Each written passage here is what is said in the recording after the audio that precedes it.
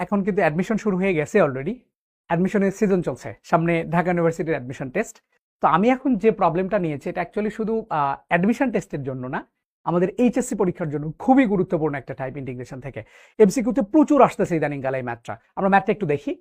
আমরা 1 নম্বর ম্যাথ, প্রথম ম্যাথটার দিকে যদি তাকাই, বলা হয়েছে 3 থেকে 7 পর্যন্ত এফ এক্স ডিএক্স এর মান যদি 5 হয়, তাহলে বলেছে 1 থেকে 2 পর্যন্ত এফ অফ 2x + 1 ডিএক্স এটার ভ্যালুটা কত আসবে।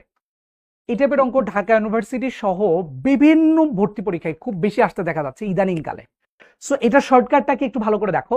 তুমি যেটা মেইনলি করবা যে এফ এক্স ডিএক্স এর ভ্যালু যেটা দেয়া আছে, ইন্টিগ্রেটিং ভ্যালু যেটা দেয়া থাকবে, সেটাকে জাস্ট কি করবা, এই ফাংশনের মাঝখানে এক্স এর সহগ যেটা ছিল জাস্ট সেটা দ্বারা ভাগ করে দিবা, তাহলে অ্যান্সার পেয়ে যাবা। এটাই অ্যান্সার। আমি কি বলেছি, অ্যান্সারটা কিভাবে করবা, যে ভ্যালুটা দেয়া থাকবে সেই ভ্যালুকে জাস্ট কি করবা, এই যেটার ভ্যালু বের করতে বলতো সেখানে এক্স এর সহগ যেটা থাকবে সেটা দ্বারা ভাগ করে দিবা। এটা করলেই কি হবে? হবে। বাট এর আগে ছোট্ট একটা কাজ করে নিতে হবে, একটা জিনিস একটু তোমাকে চেক করতে হবে। সেই চেকটাকে আমি একটু বলছি। চেকের ক্ষেত্রে তুমি যেটা করবা, এটাকে লোয়ার লিমিট বলে, এটাকে আপার লিমিট বলে। হ্যাঁ, সো এখানকার যে লোয়ার লিমিটটা ছিল 1, এই 1টা এই এক্স এর জায়গায় বসায় দিতে হবে। বসাই দিয়ে এই ফাংশনের মানটা বের করবা। এই লোয়ার লিমিট এই এক্স এর জায়গায় যদি বসায় দাও, কত আসবে, 2 কে 2 + 1 মানে হচ্ছে 3।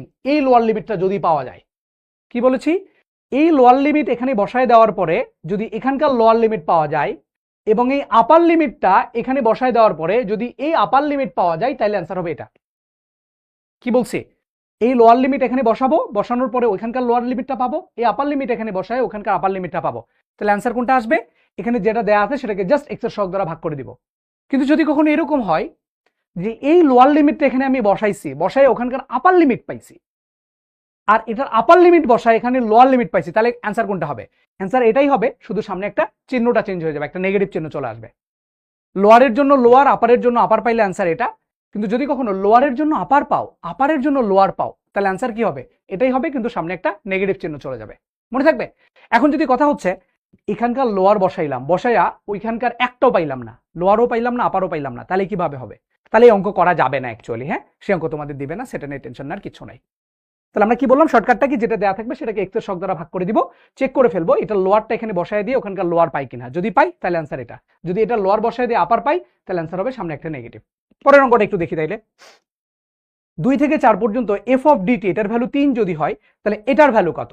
সো এখানে জিরোটা একটু বসায় দেখি কি হয়। জিরো যদি এখানে বসায় দেখো, 2 + 2 × 0, টি এর সাপেক্ষে এটা ইন্টিগ্রেশন করা হয়েছে, 2 + 2 × 0 মানে 2, অর্থাৎ এই জিরো বসানোর ফলে এখানকার লোয়ার লিমিটটা পেয়ে গেছো। তাহলে অ্যান্সার কত আসবে, ওই যে 3 যেটা ছিল এখানে দেয়া, সেটাকে আমরা জাস্ট কি করব, এখানে টি এর সহগ যেটা ছিল 2 সেটা দ্বারা ভাগ করে দিব, এটাই হলো অ্যান্সার। ওকে।